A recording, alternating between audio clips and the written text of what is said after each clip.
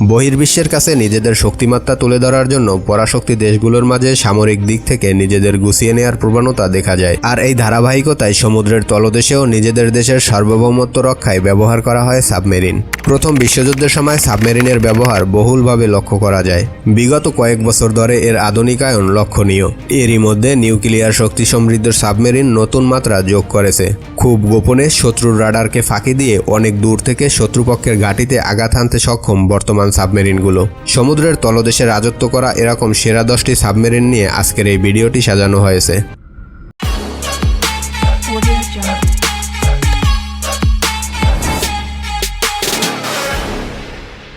Oscar 2 class.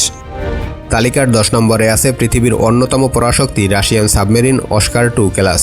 Project 949 এবং project 949A Soviet নেভির তত্ত্বাবধানে 1975 সালে তৈরি করা হয় সাবমেরিনটি। প্রায় 97,990 হর্স পাওয়ার ক্ষমতা সম্পন্ন সাবমেরিনটি 107 জন ক্রু নিয়ে ঘন্টায় প্রায় 32 নট অর্থাৎ 59 কিলোমিটার পার আওয়ার গতিতে চলতে পারে। এই সাবমেরিনটির দৈর্ঘ্য 508 ফুট। প্রজেক্ট 949 এর অন্যতম বৃহৎ সাবমেরিন এটি।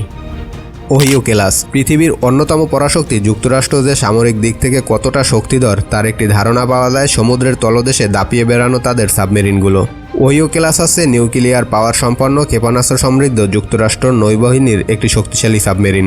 এটি প্রায় 560 ফুট লম্বা এবং এর ক্ষমতা 60,000 হর্স পাওয়ার। প্রায় 2.9 বিলিয়ন মার্কিন ডলার ব্যয়ে নির্মিত এই সাবমেরিনটি 1981 সালে যাত্রা শুরু করে। 15 জন অফিসার এবং 100 জন ক্রু নিয়ে সাবমেরিনটি ঘন্টায় প্রায় 25 নট অর্থাৎ 46 কিলোমিটার পার আওয়ার বেগে ছুটতে পারে।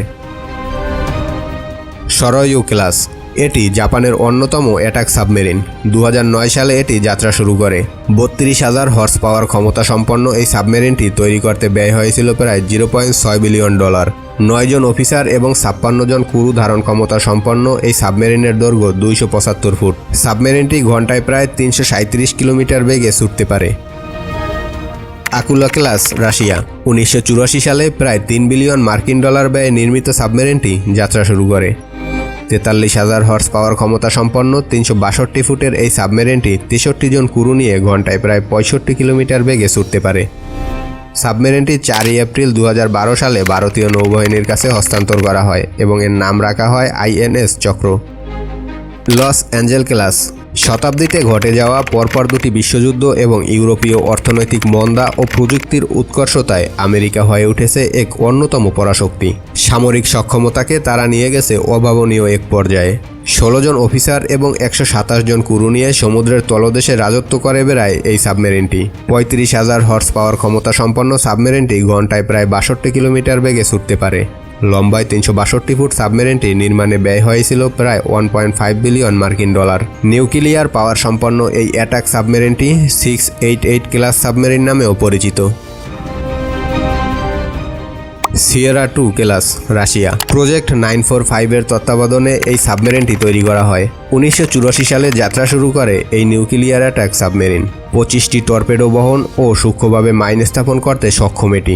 সাবমেরিনটি তৈরিতে খরচ হয়েছিল প্রায় 1.5 বিলিয়ন মার্কিন ডলার। 360 ফুট দৈর্ঘ্যের এই সাবমেরিনটি 61 জন ক্রু নিয়ে 32 নট অর্থাৎ 60 কিলোমিটার পার আওয়ার গতিতে চলতে পারে।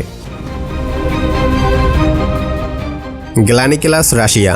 বর্তমান বিশ্বের অন্যতম পরাশক্তি রাশিয়ার বিগত কয়েক দশক ধরে সামরিক শক্তির আধুনিকায়নের প্রচেষ্টা যথেষ্ট লক্ষণীয়। নিউক্লিয়ার পাওয়ার সম্পন্ন 1993 সালে যাত্রা শুরু করা 458 ফুটের বিশাল এই অত্যাধুনিক সাবমেরিন রাশিয়ার সামরিক শক্তির অন্যতম এক সম্পদ। 43,000 হর্স পাওয়ার ক্ষমতা সম্পন্ন সাবমেরিনটি তৈরিতে ব্যয় হয়েছিল প্রায় 1.6 বিলিয়ন মার্কিন ডলার। 32 জন অফিসার ও 90 জন ক্রু নিয়ে সাবমেরিনটি ঘন্টায় প্রায় 65 কিলোমিটার বেগে ছুটতে পারে। প্রজেক্ট 885 ইয়াসেন এর আদলে তৈরি এই রাশিয়ান সাবমেরিনটি ইয়াসেন ক্লাস নামেও পরিচিত। এটি রাশিয়ান নৌবাহিনীর অত্যাধুনিক নিউক্লিয়ার ক্ষমতা সম্পন্ন অ্যাটাক সাবমেরিন। অ্যাস্ট্রুট ক্লাস। সাম্প্রতিক সময়ে তৈরি হওয়া নিউক্লিয়ার ক্ষমতা সম্পন্ন যুক্তরাজ্যের রয়্যাল নেভির অন্যতম এক সম্পদ। সর্বাধুনিক প্রযুক্তিতে তৈরি এই সাবমেরিনটি ভারী ক্ষেপণাস্ত্র ও টর্পেডো বহনে সক্ষম।